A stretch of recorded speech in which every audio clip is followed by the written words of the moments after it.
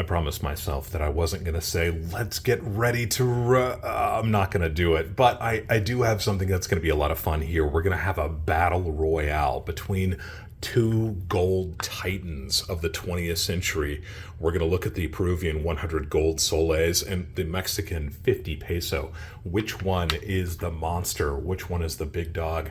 Which one is the champion of modern 20th century gold coins? This will be a fun one, I promise. If you're new to the channel, my name is Dub C. I want to thank you for being with me here today. Hopefully you'll go ahead and click on that subscription button. It doesn't cost anything to subscribe to a channel. It's just a way to show support. And if you are one of my returning subscribers, we don't seem to talk about gold that often. In this case, we're going to talk about some great big gold pieces. I think this is going to be a lot of fun. Thank you, as always, for being with me here today. This video is really kind of a subscriber question and answer video, and that's because one of my subscribers asked me about these pieces specifically, asked if I would do a video kind of comparing and contrasting them. This comes from subscriber Kyle Schneider 6844. He posts, Dub, an interesting topic to explore would be the 1950 Peruvian 100 soles de oro. I see quite often the misconception the 50 peso is the largest circulating / bullion coin. I too harbored under this misconception for many years. Perhaps a compare and contrast would be helpful educational content and endeavor. So we're going to do that. We're going to take a look at these two pieces. We're going to compare and contrast them and see which one of you thinks is which one of these you think is the champion of 20th century gold coins. We have a couple of definitions to think about before we get into that. But I want to remind you that I am not a financial advisor. I'm not trying to offer any kind of financial advice. I'm simply trying to share some of my experience having bought and sold precious metals and rare coins for the last 30 or 40 years. So concepts that we can kind of mix back into this. We're going to compare these pieces. We're going to look at a lot of really cool gold coins that kind of offer a little bit of context. But before we do that, I want a couple of definitions to be kicking around in your head. I want you to think about these as we're talking about them, because I do think that they really impact which one of these is the champion here. The first concept is the idea of actual gold weight, the actual gold content of the coin. This is a really beneficial thing that I've kind of seen emerge in the last maybe 20 years. We didn't used to think about it really in these terms, and we probably should have. When coins are made, especially coins that are made for circulation going back thousands of years, they're often alloyed with other metals to make them stronger, or in some cases to debase them, right? To reduce the amount of precious metals in them to increase the supply of coins. So we look at the alloy or alloys, the metals that are mixed in with the gold, and we separate that out to determine what the actual pure gold content is. This is beneficial if you're comparing a coin, let's say a modern bullion coin that is 4 nines fine, 99.99% pure, versus a coin that is maybe slightly larger, but is made of maybe 87% pure gold. You can see that you can't really compare the weights on those pieces, but you can compare the actual gold weight of those pieces. We'll separate out the amount of alloys contained within them and just look at how much gold is contained within actual gold weight. We'll talk about that a little bit later in this video. And the other concept, and I think that Kyle Schneider kind of touched on this because this is something that we see often. He says, what's the largest circulating gold coin, right? This is a little bit more nuanced, and I want you to think about this because ultimately I'm not sure that it technically matters, although I've heard this argument many times in the past. What constitutes a circulating coin? It's a pretty nuanced question. So the definition of a circulation coin is one that is minted for general use as money and intended for everyday transactions. Compare that to maybe a commemorative coin. But we're looking at an example here that I have mentioned before on the channel is not truly a circulating coin by that definition. And I'm looking at a piece like this $20 gold piece, this beautiful St. Gaudens. This is a 1928 MS65 NGC. We would always consider this to be a pre-33 gold coin, and I am as guilty as anybody of thinking that this is something that circulated in the United States. Technically, it probably did a little bit, but really these were held in reserves by banks, not just in the United States, but around the world. And it was upon that gold that certificates were drawn off of, maybe some currencies or loans were made off of. These were held in reserves by banks, both government banks and institutions run for profit. So did they really circulate? Clearly, they were legally allowed to circulate, but does that mean they circulated? I think it is a little bit more nuanced. Some of the things that I would consider in this equation is, was it specially minted, right? Was this piece made for collectors rather than the average circulating coin was?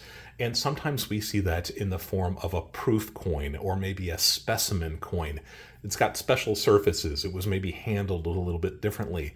But the thing is that a proof coin is almost always legal tender, even if it never was meant to circulate. We know this because you coin roll hunters out there often come across proof coins that have circulated. They are legal coins, so they still have their face value, but they were never really intended to circulate. An interesting concept, right? The idea of a proof coin that actually circulated. We would call those impaired proofs most of the time. What was the coin's mintage? I think this is a really important indication as to whether or not something circulated, but we will see an example here where the mintage doesn't really matter that much. But if you're looking at mintages, if a government put out a coin and made 50 or 100 of them or 500 of them, was that piece intended to circulate? You could make the case that it probably wasn't, but what is the threshold that you would use? What if it was in the millions? Would that be a circulating coin? I think we have an example here that is that checks that box, but still would probably not really be considered a circulating coin.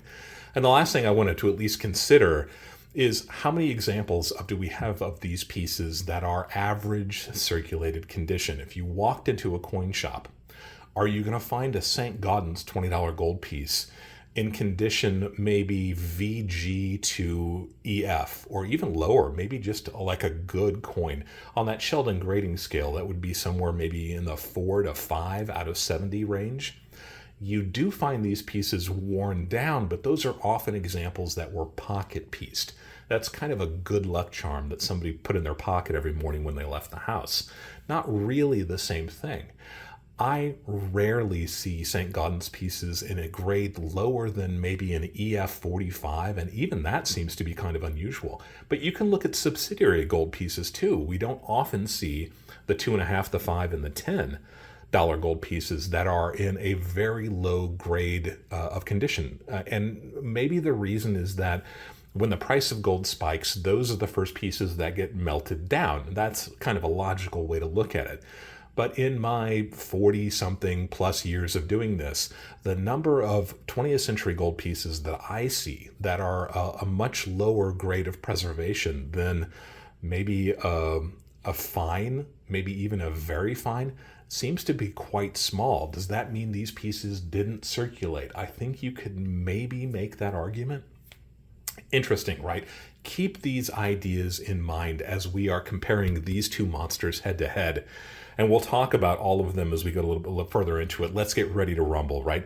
The 1928 $20 gold piece. This is the piece that I've already talked about at length. A beautiful coin. I wanted to give a little bit of context. So this is the largest gold coin that most of us are going to see in the United States of America. The 1915 was issued a $50 gold piece, but that's definitely commemorative, not something that we would ever see, at least not outside of a coin shop or a rare coin collection. 1928, 33.44 grams of 900 fine gold. So in terms of its actual gold weight, we're looking at something that is just shy of a troy ounce. This piece does not even cross that 1 troy ounce threshold. And I've got, for comparison, a Krugerrand. This is a typical gold coin. This is a 1978 Krugerrand from South Africa.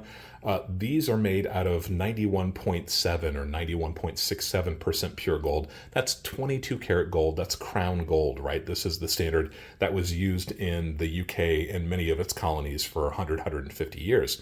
You can see that it actually says 1 ounce of fine gold. That's because this piece is alloyed with copper, and because of that, it actually weighs more than a troy ounce, 33.93 grams, which equates to 1.00006 or something like that. So it does cross that threshold, but just barely with its actual gold weight. For comparison, when you're looking at these, because you don't probably see these other ones that often, I wanted to give you a little bit of comparison, a little bit of context.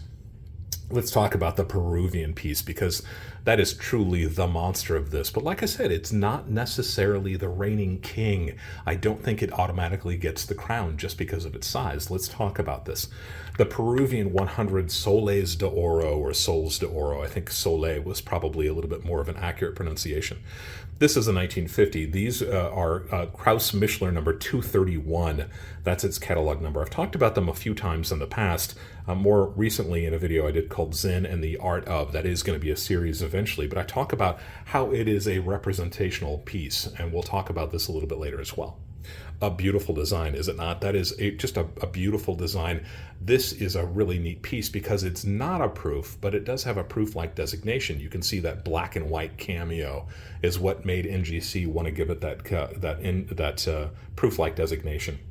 Issued from 1950 to 1970, very small mintages. I think that's a very important thing. And remember, I said that was one of the things that you could determine whether or not made a coin a circulating coin. With as many as 23,000, that is 1965, but in 1958 they only made 101 examples, not 101,000, just 101. That was it. That's how small these mintages on the Peruvian piece could actually be. And you're looking at NGC's records here. You can see the mintages in all those pieces. Each piece contains 46.8071 grams of 900 fine gold, which gives us an actual gold weight of 1.3544 troy ounces. These have much more than a troy ounce of pure gold in the form of a 90% gold coin that is exceptionally higher than 1 troy ounce of gold. So each piece, 46.871 grams of gold. As I film with gold somewhere in that $3,200 per ounce range, troy ounce range, each one of these is worth $4,436.03. This is kind of fun because I purchased this example in September of 2017, and I paid $2,400 for it. My maximum bid, I bought this at auction, was $3,000. I got it for $2,400, including the juice. It was still less than juice, the buyer's premium that you often have to pay when you're buying something at auction. Even including that a buyer's premium, I was still well below my highest bid. There didn't seem to be a lot of interest in this auction. Really thrilled that I got this piece. It is a very low mintage piece also. Why I like them. It's beautiful. I think this is a beautiful design. And I think you could see objectively that is just a really cool design. But what is really neat about this, and this is true of all of the Peruvian pieces that were made at this period of time, is that they all share these same design elements, right? You're looking at the silver sole or sol, and you can see that it is identical to the gold. I think that's really neat. The fact that you've got these reflected in the other pieces of the same coinage is really neat, and that's true of the smaller silver pieces, also true of the gold pieces. This is a 10 gold soles, so you're looking that it is exactly identical. We don't really have anything in the United States of America that matches that concept, other than maybe the barber coinage, the dime, the quarter, and the $half, all sharing that same device. There were some early federal pieces that certainly had that same idea also, but they carried it to a very, very deep degree in the Peruvian pieces. And I talked before about how this is representative currency. I think it lends a little bit to the idea that this is a circulating piece, because this is the paper 100 gold soles, and you can see that it is exactly the same device, the same denomination, the same device. Even on the back, you're looking at that device on the back versus the coin, clearly designed to represent one of the other. And the fact that these pieces clearly did circulate means that maybe this could be seen in some light as a representation of a circulating coin. Interesting, right? This is why I like that. Clearly the main reason I like this is because it's massive, 1.3544 troy ounces, with a value, as I'm filming today, in excess of $4,000, $4,436.03. Let's compare that to the Mexican 50 peso. Most people do consider this to be the largest gold coin of the 20th century. And I think you can make that argument, maybe not so much in its actual gold weight, but maybe in other factors also. This is KM number 481, Cross-Mishler 481. It was issued from 1921 on. 1921 is sometimes called the Centenario for that reason, because it celebrates the century, the first century of the Mexican Republic in 1821. So sometimes called the Centenario, issued through 1947, but they did skip several years. From 1931 to 1944, they skipped a few of those years in between. It is moderate to moderately high mintages. So in the Peruvian piece, as many as 23,000, but as few as 101. Check that compared to the Mexican 50 peso. As low as 137,000 to as many as several million. So in terms of its production, the 50 peso aces out, without a question, the Peruvian piece. But does that make it the king? I don't know. We'll keep going. Let me know what you think about this. Moderate to moderate high mintages. That doesn't include the 1943, which is a special one-year type. They made 89,000 of those pieces. But also the 1947. And the 47 is kind of interesting because they made 309,000 of them originally, but then they continued to use the 1947 as the restrike date for the Centenario, for the 50 peso.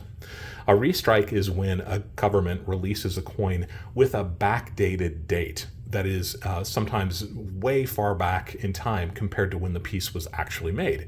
In this case, the Mexican government, the Mexican Mint, continued to make the 1947 50 pesos all the way up into the 1970s and even later than that.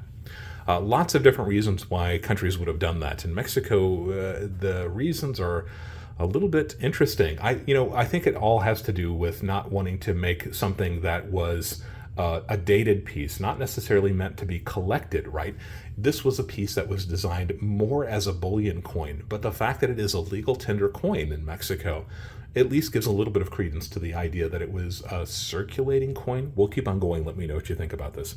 Each one of these pieces contains 41.6666 grams of 900 fine gold, the same purity as the Peruvian piece. But that means that the actual gold weight on the 50 peso, 1.2057. It's not that much smaller than the 100 soles, but it is significant, right? 1.2057 troy ounces. As I'm filming today, that means the gold content of this piece alone, $3,948.85. I purchased this example, and this is funny if you haven't seen this before. I got this as Northern Nevada coin many years ago. You can see it's dated 3/2007, so it hasn't been quite 20 years, but it's getting awfully close. It's a 1930 PCGS 63. You can see in the description how much did I pay for it. Remember, the value of this piece, $3,948.85. I paid $860 for it.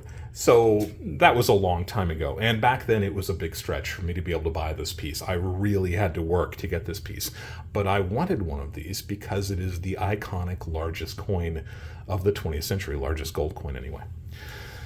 What do you think? Has your opinion changed about them? Do you see one of them better than the other? Let's talk about why I like the 50 peso. Beautiful, right?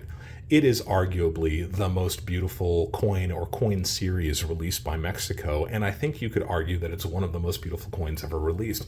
It is easy to see that both St. Gaudens and the Mexican pieces had the same influence. Whether or not one was based on the other, I think is open to debate, but they clearly kind of a Romanesque look at the beauty of a striding female for one reason or another. I think it's really easy to see that the 50 peso is a very beautiful coin. It is not part of a series the same way that the Peruvian piece is reflected in every single denomination, but there are instances where we can see these same devices and designs used in Mexican coins. I said the 50 peso was sometimes called the Centenario because it was released in 1921, but Mexico also released a silver coin in that same period that used the same design. It's a beautiful coin in its own right. This is a beautiful piece. This is the Dos Peso, the 2 peso, and I did talk about these in the Stacking Mexican Silver video series. I'll put a link to that down below if you're interested. But if it looks familiar to my 20th century silver stackers, it's clearly because it's the same device that Mexico used on the Libertad. The Libertad, probably my favorite modern bullion coin, and I think it's just an absolutely gorgeous design. It is the exact same design that was used on the 50 peso, and that's one of the things that I truly like about it. So while they weren't really the same series, right, this design wasn't used on every single piece. Mexico did reincorporate it. They knew that they had a winning design, and we got some examples of other pieces from the commonly collected Mexican 20th century gold pieces. I'll do a video about these if people are interested in. You're looking at the 2.5 peso. We also have a 10 peso and a 5 peso here. So you can see the design of these is Hidalgo, right? He's a founder of the Mexican Republic, kind of a founding father, or the same way that we would see a George Washington or maybe a Davy Crockett. So the 2.5, the 5, and the 10 peso all use that same design on the front, but the reverse design, actually, this is technically the obverse. This is technically the front of a Mexican coin. You can see that that is identical to the design that's on the 50 peso. So while it's not truly in the same series, the same way that the Peruvian pieces are, you can see that Mexico has reincorporated the same designs across both their smaller subsidiary gold pieces that were used in the 20th century, struck in the 20th century, and some of the more beautiful silver pieces as well. So some of the reasons why I like it. Like the 100 soles, the Mexican 50 peso actually shows its gold weight on the very front. And this is typical. This is something that I've talked about often. Well, not with just Mexican pieces, but also Central and South American pieces as well. You can see it says 37.5 grams of oro puro, of gold, of pure gold, right on the reverse, right? Technically, that's the back of the coin, but the way that it's actually slabbed, and most people think of it, it says right on the face of the coin how much the actual gold weight is. So I think that they're kind of interesting in that both of them do that, although the Peruvian piece shows its gross weight at 900 fine and then also shows the net weight, or that actual gold weight. So which one do you think actually is the big dog of these two massive pieces? Are they circulating pieces? I think you could argue that neither one of them really falls in the definition of pieces that we would consider to be circulating gold coins, but I think the intent was there. I think that they were both legal tender. I think that they could have circulated. And the fact that pieces like the Mexican piece was made in the millions, right? The 1947, we're talking about the restrikes in particular, they made, the Mexican Mint made over 4 million of those pieces. That is well within the realm of what we would expect to see on a circulating coin of this era. But did they actually circulate, or were they really held as a early gold bullion piece? I think that that's one of the ways that you could compare these. Not either of them as really being what we would consider to be circulating coins, but both of them kind of cut of that same cloth. They were both probably used as what we would see in the 2020s as a gold bullion coin, and not so much as a circulating gold coin. And I think that makes the comparison even more interesting. I think the 50 peso edges out the Peruvian piece in terms of beauty. If the Peruvian piece is looked at by itself, I think you can objectively say it's a beautiful coin. But I think the 50 peso beats it because of its beauty, just by a little bit, but I think it's significant. The Peruvian piece is made in much smaller numbers. Does that mean the Peruvian piece is more interesting and rare? The Mexican piece made in the millions. That means it's more ubiquitous. It's everywhere, right? These are a common piece even in the 2020s. Does that make the 50 peso the winner? The fact that it is much more available and easy to find. The Peruvian piece, larger. There's no doubt about it. The Peruvian piece has more gold in it too, no doubt about it. But I think there are some limitations that could take the crown away from the Peruvian piece, and I would love to hear your opinion about that. So if you would, please leave your opinion. Which one of these two pieces do you think wins? And I know there are great big pieces made by the Canadian Mint and other countries around the world. Those pieces are made for show. That's not really the same thing. If they're not truly monetized, if they didn't have the possibility of ever circulating, the same is true of pieces that were given as presentation pieces going back hundreds and hundreds of years. These pieces actually had the propensity, they had the possibility, they were intended to at least have that face value. And I think because of that, these are the ones that we should consider as being the winner and maybe the runner-up of the 20th century pieces. Leave your comment down below. Which one do you think wins? If you want to, leave a comment as to why you think that one is the winner, what edges it out over the other piece. But if you want to read through those comments, I would love to have as many comments as we see for the number of viewers of this video. I would love to take the temperature, the pulse of everybody who sees this video. Let me know which one you think is the best. I'd like to thank Kyle Schneider, 6844, for providing me with this opportunity, giving me this idea. I really appreciate that. Hopefully I've answered your question. If not, I've probably provided you at least a little bit of fodder for thought, and that's always kind of my goal anyway when I'm making these videos. If you have questions about anything that you see here, by all means leave that question down below as well. As you know, I like to say, if you've got a question, there's a good chance somebody else does. Let's see if we can answer it for everybody. And maybe, like Kyle Schneider, I'll wind up making a video based on your question. That's kind of a fun way to have your own video tailor-made for you on the internet. If you have not yet subscribed to the channel, you kind of got to do that in order to submit one of these types of questions anyway. But I would love to have you be part of this community. I air brand new videos on Friday evenings, and I am usually there during the premiere of those videos to chat with you as we're watching the video together for the first time, to make comments. You'll have live commentary. It's also a great way to say hi to other people in the community. We sometimes get lots and lots of people who are joining for these. It's a fun way to add a little bit of an element of action to these videos when they premiere for the first time. And we almost always go live immediately after for what we call a live stream. That's just a chance to take a little bit of a deeper dive. We'll talk about some of the concepts that we just got done watching in the premiere video, but the floor is also open for pretty much any comment or any question, as long as it's vaguely related at least to coins and precious metals. These are fast-paced, they're a lot of fun. This is a great way to start the weekend. I really look forward to those live streams. Always be learning. And thank you for allowing me to be a part of your journey as we go deeper into the world of coins and physical precious metals.